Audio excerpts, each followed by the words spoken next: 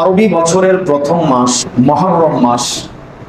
বছরের প্রথম মাস যেভাবে সূরাতুত তাওবার এই আয়াতে আল্লাহ পাক ঘোষণা দিয়েছেন, আসমান জমিন যখন থেকে সৃষ্টি হয়েছে, এক কথায় পৃথিবীর এই ব্যবস্থাপনা শৃঙ্খলা যখন থেকে সূচিত হয়েছে, তখন থেকেই 12 মাসের হিসাবটি শুরু হয়েছে। আরবি এই 12 মাসের হিসাব সবচাইতে প্রাচীন হিসাব।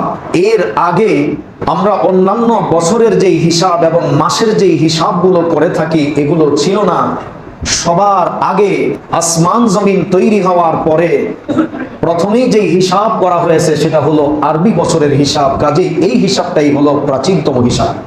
যদিও সাল গণনা করা হতো না, কিন্তু বছর 12 মাসে আরবি যেই 12 মাস, এই মাসের প্রচলন তখন থেকেই শুরু হয়েছে।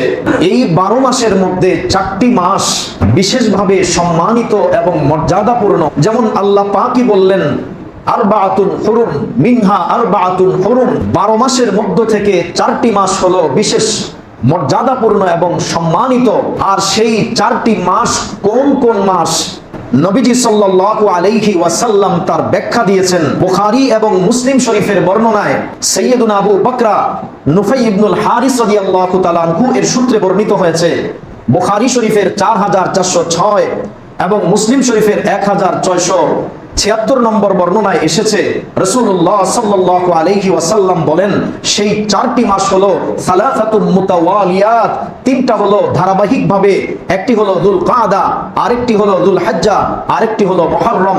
এই 3টি মাস তো পরপর ধারাবাহিকভাবে এক নাগাড়ে 3টি মাস। আর আরেকটি মাস হলো ওয়াল মুহররম ওয়া রজব আল্লাযী বাইনা জুমাদা ওয়া শাবান। আরেকটা হলো রজব মাস, যেটা জুমাদাল উখরা এবং শাবান মাসের মধ্যবর্তী মাস, ওই মাসটাও সম্মানিত।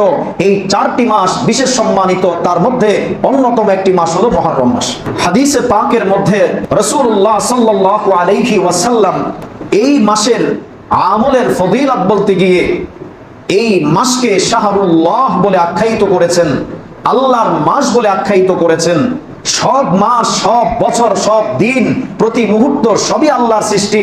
তারপরও যদি বিশেষ কোনো মুহূর্তকে, বিশেষ কোনো সময়কে, বিশেষ কোনো মাসকে আল্লাহর দিকে সম্বন্ধ করা হয়, তাহলে এই সম্বন্ধের কারণে তার সম্মান মর্যাদা অনেক গুণে বেড়ে যায়। তো নবীজি যেহেতু এই মাসকে শাহরুল্লাহ বলেছেন, আল্লাহর মাস বলে আখ্যায়িত করেছেন, কাজেই বোঝা যায় এই মাসটি অন্যান্য মাসের তুলনায় অনেক বেশি মর্যাদাপূর্ণ, অনেক বেশি সম্মানিত। ইসলামে এর যথেষ্ট গুরুত্ব এবং মর্যাদা আছে।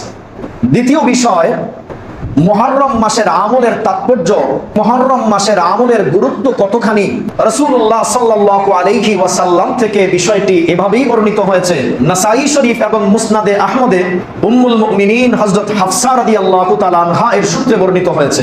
ক্বালাত আরবাউন লাম ইয়াকুন ইয়াদাউহুন্নান নাবিয়্যু সাল্লাল্লাহু আলাইহি ওয়াসাল্লাম সিয়াম আশুরা ওয়াল আশরি ওয়া সালাসাতিন মিন কুল্লি শাহরিন ওয়া রাকাতাইনি ক্বাবলাল ফাজরি আও কামা ক্বালাত।